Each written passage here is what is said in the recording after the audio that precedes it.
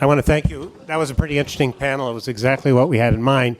I do have a couple of reactions. First of all, at the Hutchins Center on Fiscal and Monetary Policy, we consider central bankers beautiful people, despite your slurs, Larry Michelle. And secondly, having covered the Jackson Hole conference where Alan Blinder had the temerity to suggest that maybe unemployment ought to be a concern about central bankers, for which he was basically nearly burned at the stake. I think we should acknowledge that Alan Krueger was not the first economist to mention that word in the beautiful place of Jackson Hole. I was also, it occurred to me as you all were speaking that the reason that journalists liked Alan Krueger so much was that he was more like us than most economists because he wanted to talk to real people and not just stare at numbers on a screen. And I think we saw how fruitful that was in the comments before. When we were planning this event, as I suggested earlier, the breadth of Alan's work is so great, you just have to pick and choose. We chose not to deal, for instance, with the terrorism work that Alex Moss referred to. And we thought that, particularly in these times, education would be a really good place to look. It wasn't like Alan Krueger did a lot of papers on education relative to the papers he did on other things. It's just that all of them were really interesting. And so I have a particularly good panel here for me with us today. On the far end is C.C. Rouse, who remains a credible researcher, even though she chose to become the dean of the Woodrow Wilson School at Princeton. Sue Donarski, who's a professor of public policy, education, and economics at the University of Michigan. And Diane Schanzenbach, who was for a while our colleague here at Brookings, who was director of the Institute for Policy Research at Northwestern. I want to make clear that Brookings is committed to diversity. So we have PhDs here from Harvard, MIT, and Princeton. We agreed earlier to start. Cece's going to begin first talking about a little bit about what Alan Krueger taught us about how to measure the returns to education, what benefits one gets, and who gets them when you get education. So, Cece. Great. Thank you, David. Okay, so I don't know how to do this. All right, it's right. Okay, great. So thank you. It's a pleasure to be here and to talk about Alan's role in terms of the return to schooling. I think many of the refrains that you heard on the last panel will pull through, including the important role that he played in the credibility revolution. And I think nowhere will you see that more on display than in his work on the economics of education. So I'm going to discuss a couple of papers that have become seminal in our understanding of the economic benefits of schooling. So many of you are probably aware that in economics there's two stylized facts we would all agree on, but I'm actually going to say there's one, just for fun, just to have fun, which is that earnings increase with education. So we all would agree to that, but we don't necessarily know why. And so there have been not one, but two Nobel Prizes in economics that have been awarded in trying to understand what underlies this relationship. So the first is to Gary Becker, who we credit as being the father of human capital. He's arguing that it's the education that makes people more productive, and employers are willing to pay more for more productive workers. But then we also have Mike Spence, who is credited, he's not the only, but he really was credited with furthering the signaling hypothesis. His wife at the time was working in the Harvard admissions office, and they had a regression that they would run to predict how well students would do at the end, and he just said, well, maybe the schooling at Harvard, Sue and I are classmates from Harvard as undergraduates as well, and we know it was very productive having gone. There was a lot of value added there, as our colleagues know. But they were hypothesizing that maybe Harvard didn't have great value added, but that they were bringing in very able students. And so hence we had signaling. So if it's causal, then it suggests that it's a great lever for improving social mobility, improving the lives of individuals, for stoking economic growth. If it's more signaling, then it's not such a useful policy. It may be helping employers distinguish employees, but it's not necessarily going to be a great policy lever for making the world better. So this problem of human capital versus signaling had been well established, and there had been a literature trying to distinguish between the two. So there had been previous papers trying to, for example, controlling for ability in a regression. So they would control for IQ or test scores or some other measure. The concern there was that, well, is this measure adequately controlling for all the dimensions of ability? Probably not, which means that to the extent that what we estimate to be this relationship between schooling and earnings may be overstated and continue to be overstated. Others had said, well, let's look within families. Families share genetics, they share environment. So if we look within fathers and sons, siblings, and twins, fraternal, identical twins being the pinnacle here because they were, is one fertilized egg that split at some point. So the genetics are identical. So if we look at the differences between identical twins and see differences in their schooling, can we correlate that differences in their earnings? So this had been done before. The problem there is it's also well established that once you look within family like that the measurement error problem gets exacerbated. So then now the return to schooling may be underestimated. So the literature had stalled. And there was not a lot of focus on returns to schooling. We didn't quite know what to do. So enter Alan. I think it's important to give a nod to his co-conspirators as well. Many of them were found at what at the time was the basement of Firestone Library. So that includes Josh Angris and Orly Ashenfelter in the industrial relations section. So the first paper that I'm going to discuss, two papers. The first was in his work with Josh, where they realized that in the United States, students are typically come into school when they're 6, but that different states, and especially over time, have different compulsory schooling ages. So how many years, at what age can you drop out of school without it being illegal, I guess, before they'll haul you back into some court or something like that.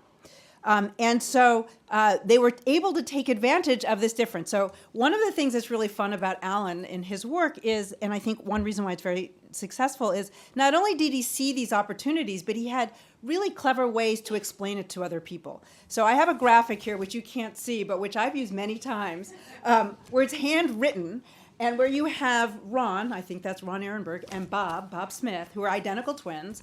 Ron was born on December 31st, and Bob was born on January 1st. So they go to the school, and the school says, well, the cutoff age is, December 31st. So no matter how arbitrary, and that's the important part here, it's arbitrary, we must obey the school policy. So at age 16, though, so it means that Ron was born December 31st, so Ron starts school earlier, Bob has to wait. So, but at age 16, they can both drop out. So this means that Ron drops out having completed one more year of school than Bob. Phew. All right, but the point is that this graphic really helps to explain why this quarter of birth might matter, because people born earlier in the calendar year are going to get less schooling because of compulsory schooling laws. So they brought together 3 decennial censuses, 60, 70, and 80. I'm going to call this the original big data.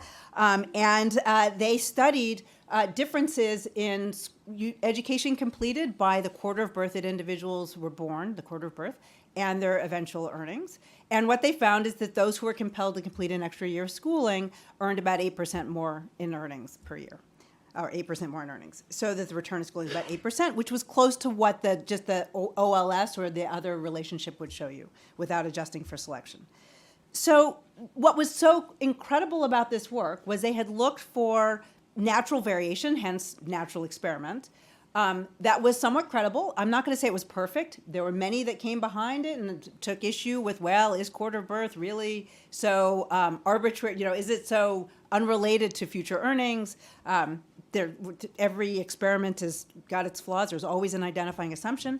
But nonetheless, it brought in and it issued in people thinking and looking for these types of natural variation, these types of variations to take advantage of to study important questions. I would also say it stoked people saying, oh, compulsory schooling laws, we should understand whether they in and of themselves are important. And there were papers that were written all around the world trying to understand the impact of compulsory schooling laws in and of themselves. Okay, so one of the other aspects of the work on quarter of birth with Josh and Alan that I very much appreciated myself was, yeah, there were many critiques that were lobbied against it for various reasons. They took them very seriously. And they didn't just dismiss them, they tried to address them, and I think recognized when there were flaws in what they were trying to do as well. But nonetheless, I think that was a seminal paper. The second was, they went after the twins literature as well. So I think they were watching a 60-minute show, I don't know, where they heard about a festival in Ohio, in Twinsburg, Ohio, that happened every summer, where twins came together. And so it was like shooting fish in a barrel trying to find twins, which are otherwise really hard to find. And so the industrial relations section which is known, especially, I'm going to give Orly credit for this and the collecting the data and really thinking originally about data. Got the team together, a bunch of graduate students and faculty, and they went out, trekked out to Twinsburg, Ohio, in the middle of, I think it was July, and to interview twins. So this goes to actually interviewing individuals. And the innovation here wasn't just the twins and having a big data set of twins, but that because, remember, there's this measurement error problem, which is that twins really are pretty identical. They tend to get the same years of schooling. So if they have different years of schooling, we have to wonder, why is it just a mistake? So the innovation here was we cannot just ask each twin how much schooling he or she has. But what we can do is we're going to interview them separately. So we're going to ask each twins about his or her own education and ask them about their siblings. We separated them during the interviews, and so that meant we got independent measures of the schooling. And using these two measures of schooling allowed them to address measurement error in schooling. And so what they found in their twins data was, again, that the measurement error corrected estimate of the return to schooling was pretty close to the cross-sectional estimate. So again, what this suggested was once we address the selection measurement error, the return to schooling looks rather robust. So how did this work really impact policy? So one, I think, is in terms of there being a credible return to schooling that is not just due to selection, but that has a significant causal impact, puts much more wind behind efforts to improve educational attainment in the United States in particular, and probably in other places around the world. And so I think you saw not only that there was a greater push for other forms of educational attainment and ways to improve it, but also I think what this brought to us was that there are credible ways to address questions in education to get at selection. These two, we'll talk about some more of those. And so it really folded into the push for evidence-based policymaking. You could see this in the Obama administration's investing in innovation I3 policies. OMB had a whole program to be evaluating, to do program evaluation. At one point, I think it was in 2011 or so, there was a $100 million proposal. I'm looking at Dennis, he's nodding. About 18% of that was earmarked for the education department. So I really do believe that Alan, as part of this credibility revolution, was fed directly into at least the Obama administrations. You saw some seeds of it in Clinton, but not quite as much, in terms of really trying to build the evidence behind which we can have good policy. You really saw Alan's fingerprints on a very specific proposal, which is in the 2012 State of the Union address. President Obama called for all states to raise a compulsory schooling age to 18. Apparently many states said, well, maybe, not really, because it's an expensive policy, and I think many people can't necessarily see the potential benefits. But you could really, that had Alan's fingerprints all over it. He wasn't in the administration at that particular time, but he had been there before, and many of his students were there as well. The last thing I'd like to say is that having established that there is a causal impact of schooling on later outcomes, and particularly wages, I believe that provided the foundation for us to go further in terms of our study of the economics of education. So one, not only did we have some credible tools for which to address issues such as selection, but it also said, okay, if one additional year of schooling is going to have these benefits, well, does it mean just any year of schooling, or does the quality matter?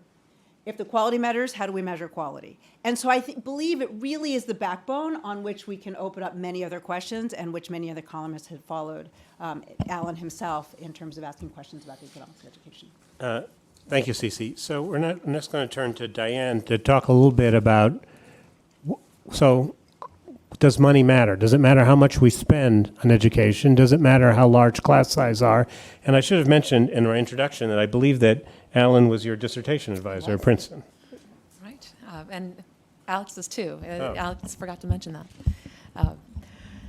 Right, so I'm going to talk about Alan Krueger's work on what we call the education production function, and that is how do we think about measuring quality in schools, and how do policies have the ability to improve those. It's been a hotly debated topic among economists and other social scientists ever since the Coleman Report in 1966, which was a large study of schools, which was widely interpreted to show that increased school resources, either more spending or reduced class sizes, has no impact on student test score outcomes. Eric Hanushek at Stanford is prominently known as, he's written a couple of influential review pieces on this, and basically made this conventional wisdom among economists, that the answer to the does money matter question is essentially no, it doesn't, which of course, in hindsight sounds a little bit absurd. Of course money matters, might matter how you spend it, et cetera. Alan's work in the early 90s and throughout that decade really was an inflection point in this entire literature.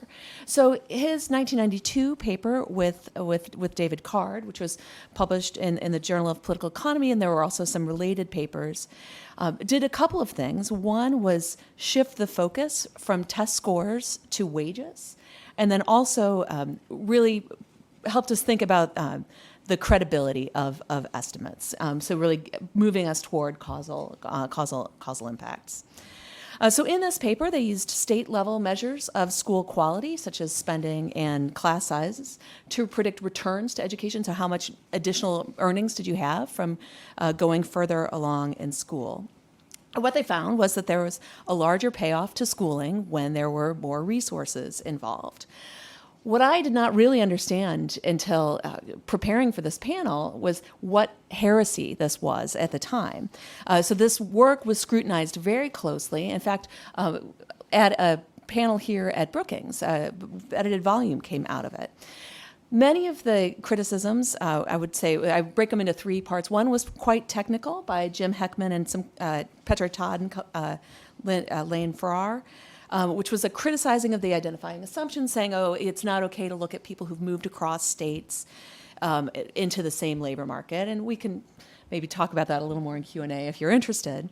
But the other two, I would say, maybe haven't held up as well. So there was a disagreement about the role of potential confounding effects, whether those vary at the school or district or state level. And this, I think, has fallen by the wayside in large part because we've really focused on really what's the identifying variation here. And there's reasons why school level variation could be worse or better than state level. And so we really have to take it as a study by study, case look at each study. And in fact, as we've moved toward that, I think we've learned that many of those original papers that were part of the canon, that was part of this accepted wisdom, really don't hold up to scrutiny, not at all. And then the third piece, which I thought was quite interesting, especially given hindsight, was there was just incredulity that there could possibly be something that schools do that would affect wages, but not actually affect test scores. And in hindsight, that looks so interesting because we've spent so much time trying to understand the impact of non-cognitive skills. And in fact, one of the big lessons learned from No Child Left Behind was that schools do a lot more than what is narrowly measured in test scores. So that I would count as one of his primary contributions to the education production function literature, as we like to call it, in the nerd world. The second, he really looked under the hood to try to understand, all right, what happens if we reduce class size? And in doing this, he used a real randomized controlled experiment that was conducted in Tennessee in the mid-1980s, where students and teachers were randomly assigned to either a small class or a regular size class within schools. He titled this, provocatively, Experimental Estimates of Education Production Functions, with the emphasis on experimentals, saying that we can't use I can't remember what phrase you're using, the let it rip style regressions. I was going to call them kitchen sink style. We can't use those anymore. What we need is an identification strategy. So what we learned is that kids who were assigned to smaller classes had increased test scores. And we've been able to follow those students to see that, and they're more likely to go to college and complete college and earn more.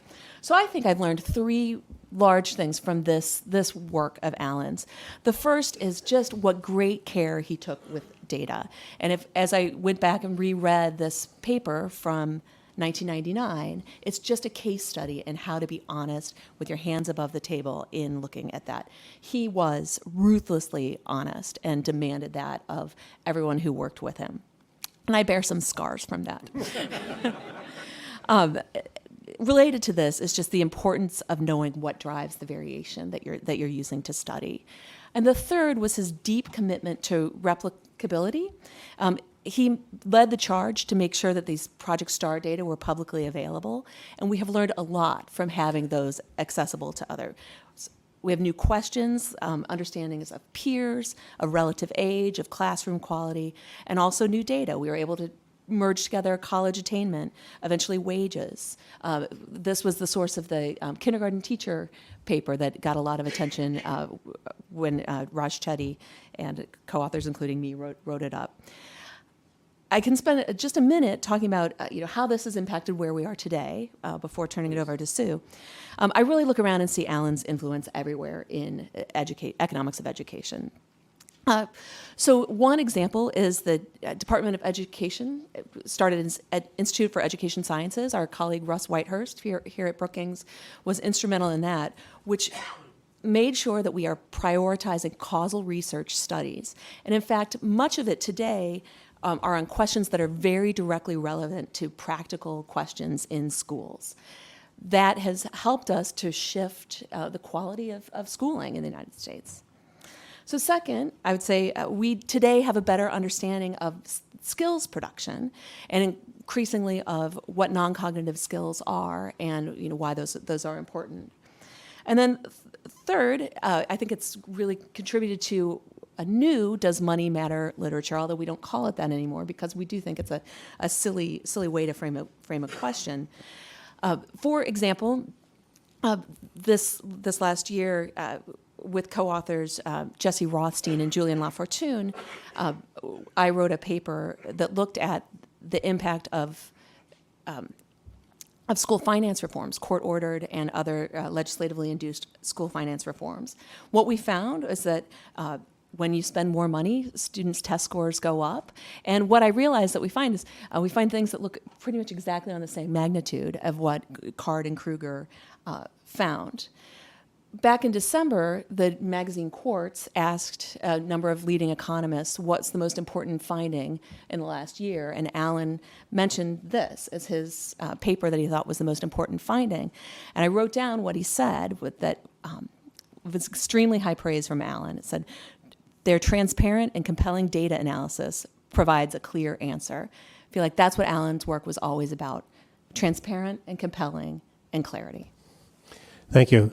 I had invited David Card, Alan's co-author, to come today, and he couldn't make it. And he told me that session where he and Alan presented that paper here at Brookings, the reception was so hostile and the people were so nasty, he couldn't believe that Alan or any other economist would ever want to come back to Washington.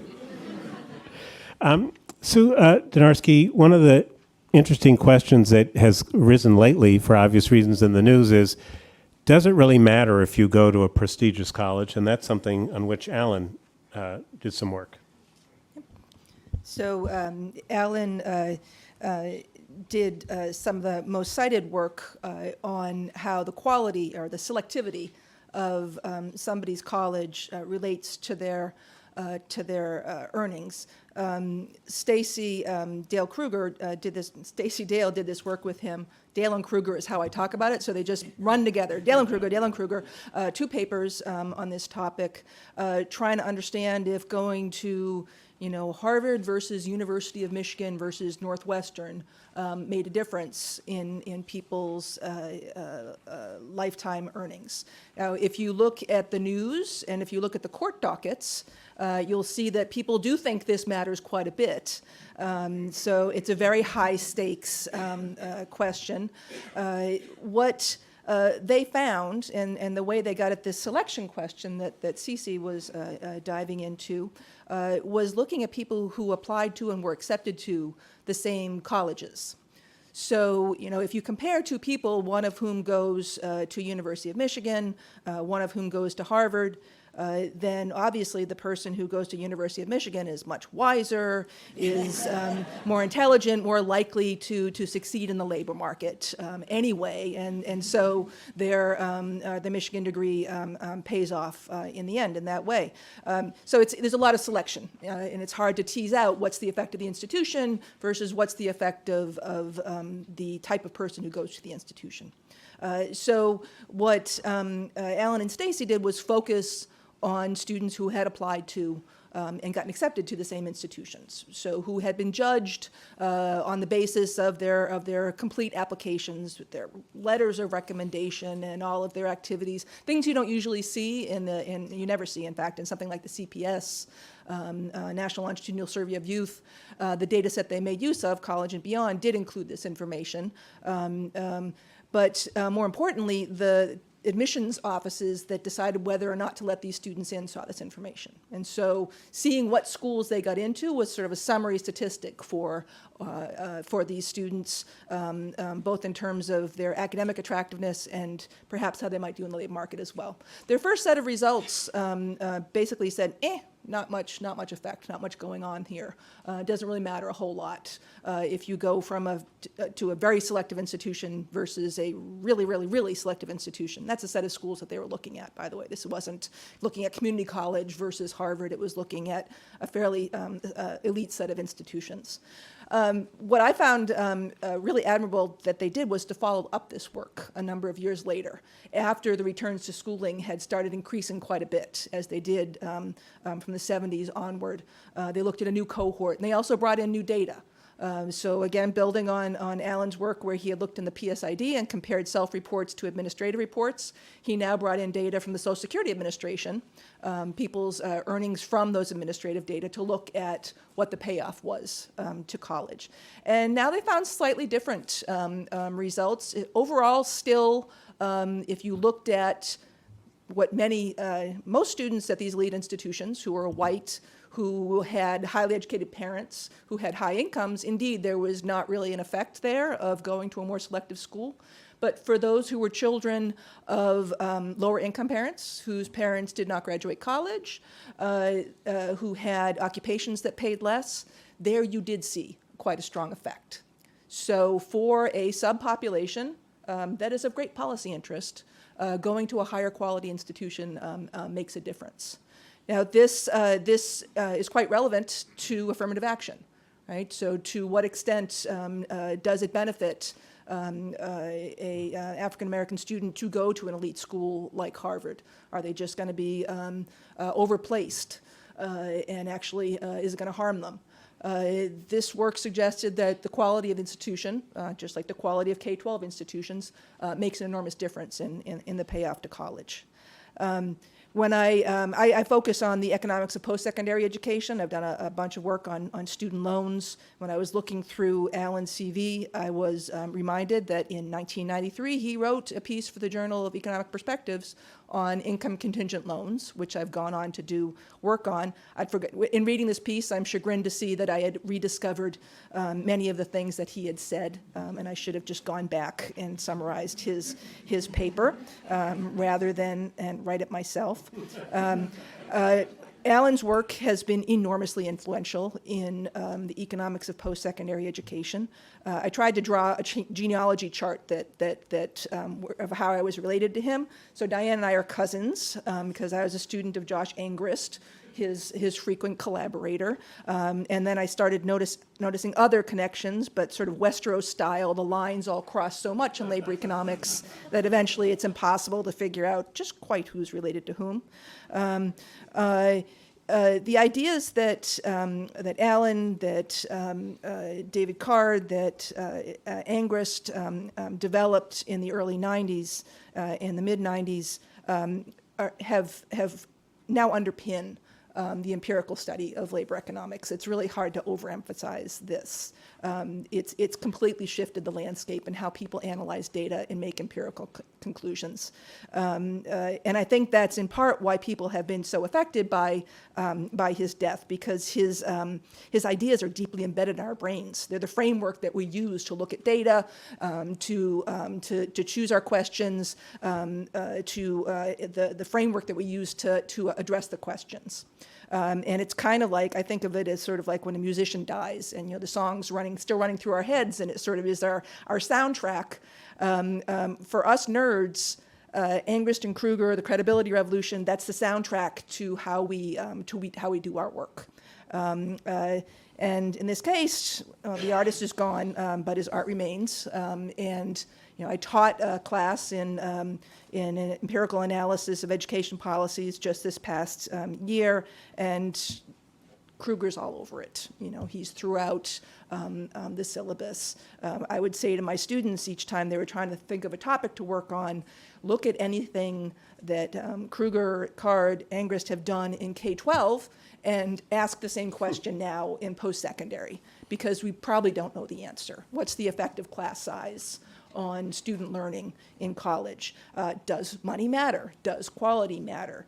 Does teacher training matter? All of these questions are still to be addressed in post-secondary education, and the methods that have been used in K-12 and the framework that was developed applies in this case. Michigan was one of the states that decided to raise its compulsory schooling age to 18. And so as a class, we decided to analyze the effect of that on students in Michigan. And they sat right down first thing and read a big pile of papers with Alan's name on them.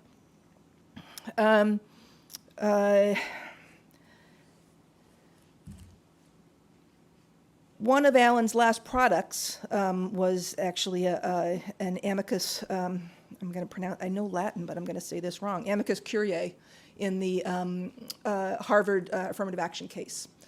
So Harvard is being sued by opponents of affirmative action, and Alan, CC, no? You're dean, and so you were, okay. All signatories to this. So I actually finally got something co-authored with him on my CV. So I'm thrilled that finally happened.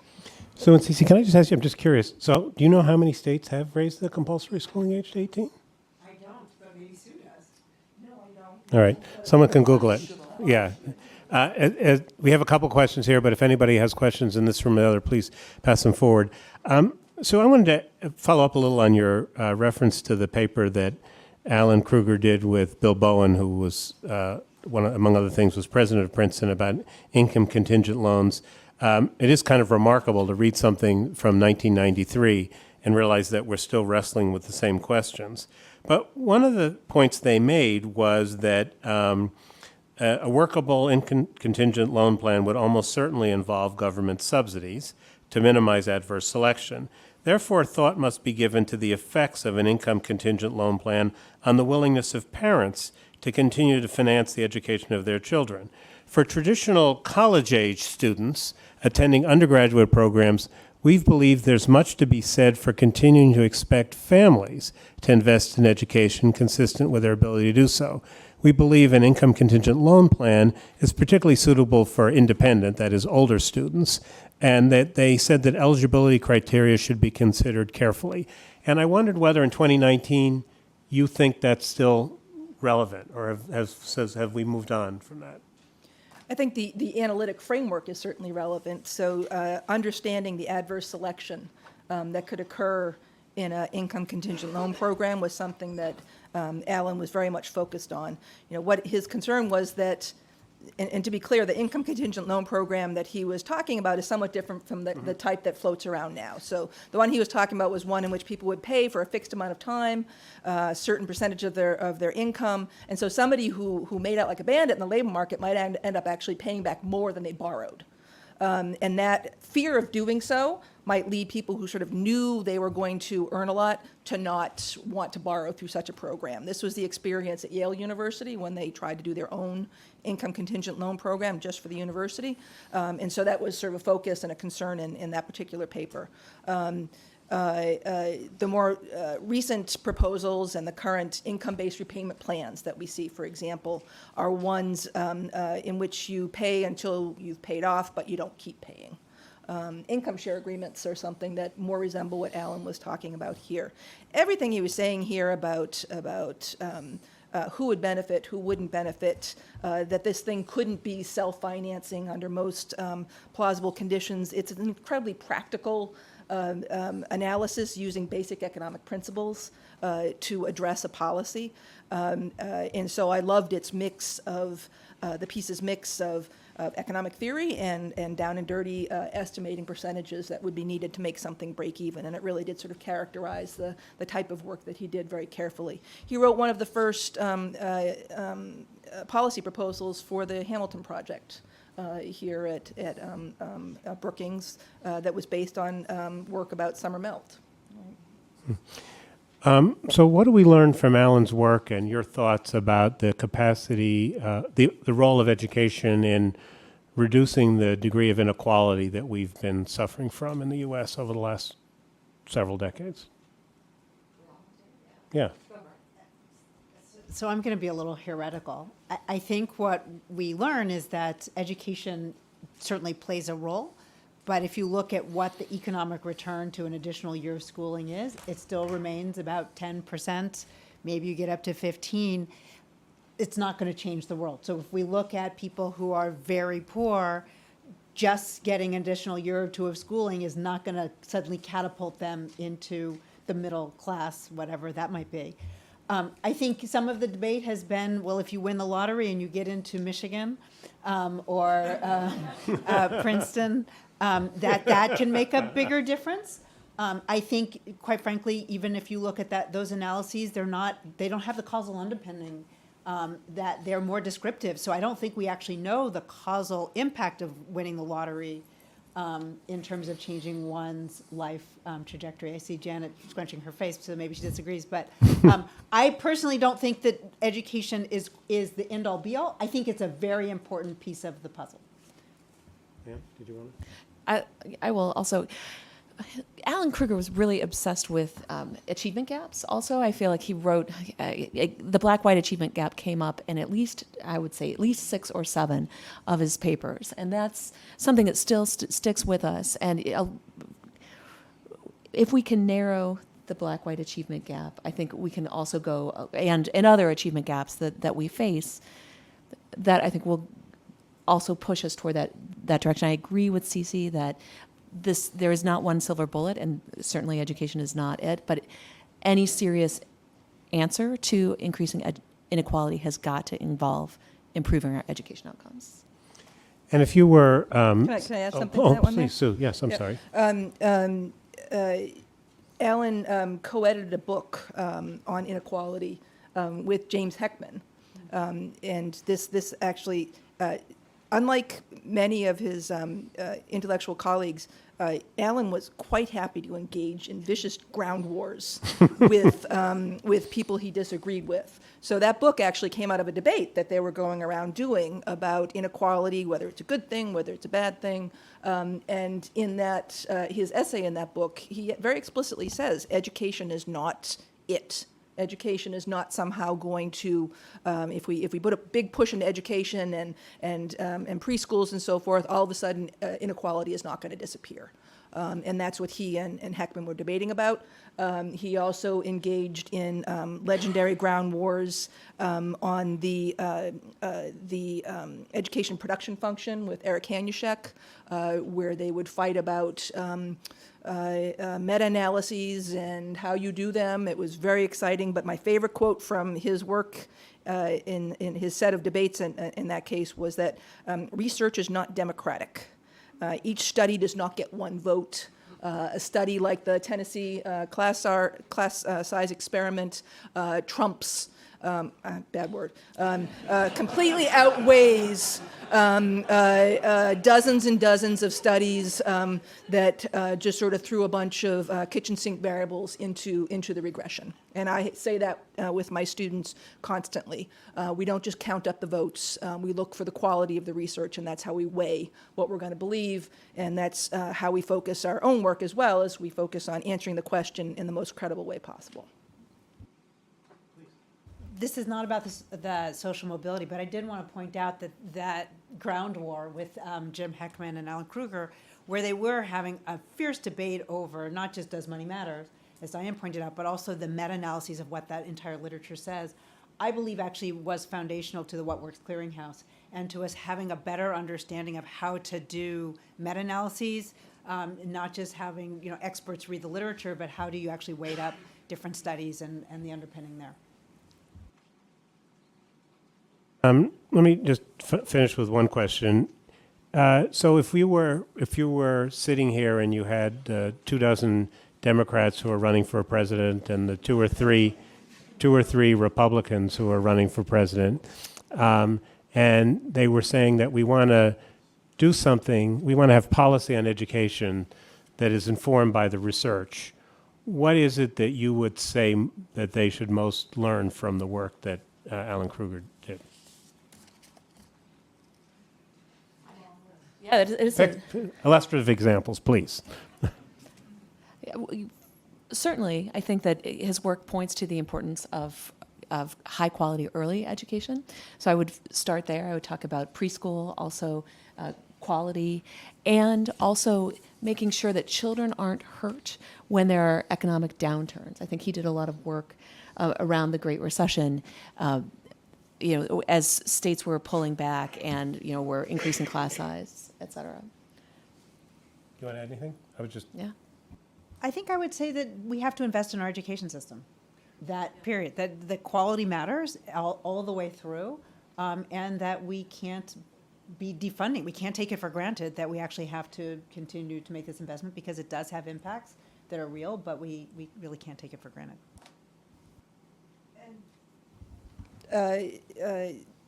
Education matters, and I would say look through Alan's CV if you'd like to take a wonderful tour through research that is focused on policy-relevant questions, but uses top-notch methodology and theoretical frameworks to ask those questions.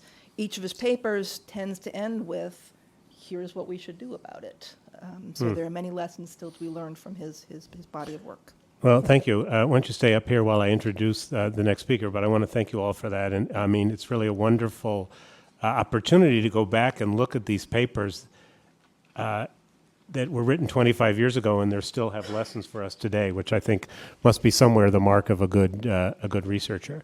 So just before he died, Alan Krueger had finished a book called Rockonomics about the economics of the music industry. And we wanted to take advantage of that moment to talk about that work. If you haven't bought a copy, we're selling them outside afterwards. And I couldn't think of anyone better than Steve Leisman of CNBC to discuss it. Steve is the senior economics reporter at CNBC, and previously he worked at the Wall Street Journal. But also, in the rest of his time, he plays with a Grateful Dead cover band called Stella Blues Band. And actually, there's a 4-page Q&A with Steve Leisman in Rockonomics. And one of the things that you learn if you read that Q&A, that Steve claims that he goes to work around 5:30 a.m. and plays a gig that sometimes starts at 9 p.m.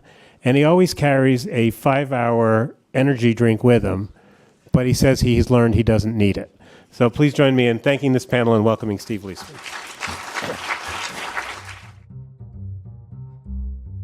Thanks for watching. Be sure to like and subscribe for more videos from Brookings.